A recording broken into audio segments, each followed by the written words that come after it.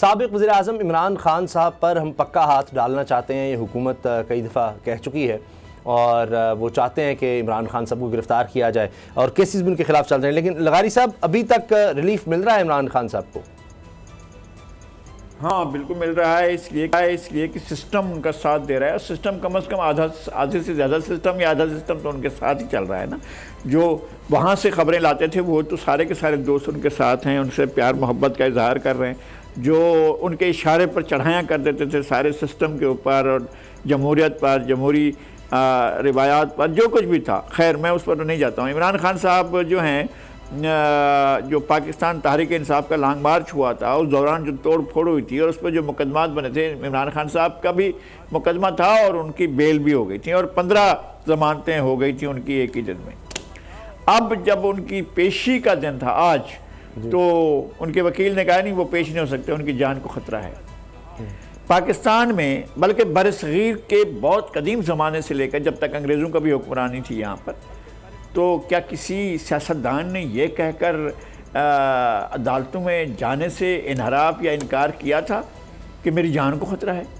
قائد اعظم کی جان کو خطرہ تھا. قائد اعظم پر قاتلانہ حملہ ہوا. قائد اعظم کے پر قاتلانہ حملے کے بعد یہاں سندھ اسمبلی میں جیم سید بے ہوش ہو گئے. اس کے بعد قائد اعظم اگلے دن بھی کورٹ میں گئے، اس کے اگلے دن بھی کورٹ میں گئے، کورٹ میں جاتے رہے.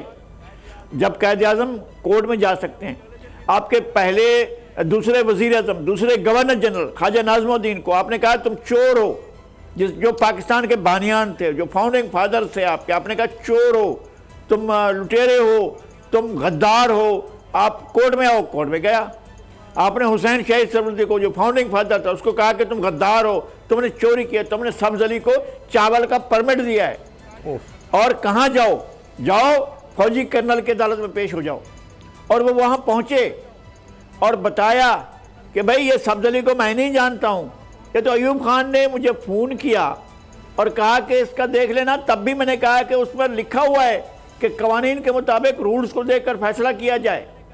تو اچھا، کرنل صاحب خوش ہو کر کہتے ہیں اچھا تو آپ کو آرمی چیف نے حکم دیا تھا؟ اس نے کہا منہ سنبھال کر بات کرو، میں وزیر اعظم تھا اور میں وزیر اعظم، آرمی چیف مجھے کیوں ہدایت دیتا؟ وہ میرا ماتحت تھا.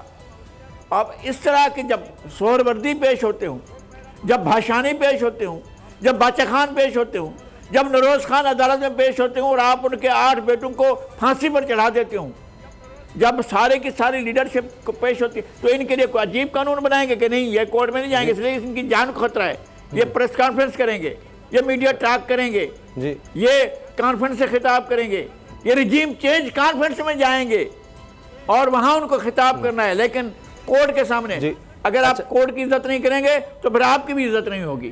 پھر کوئی نہیں دیکھے گا کہ آپ کہاں آپ کورٹ سے فرار کا راستہ اختیار کرتے ہیں اور دوسرے تمام فورمز پر جاتے ہیں اور کورٹ میں آنے کے وقت آپ کہتے ہیں کہ نہیں میری جان کو خطرہ ہے. سبسکرائب کریں اور بیل دبائیں تاکہ کوئی خبر رہ نہ جائے.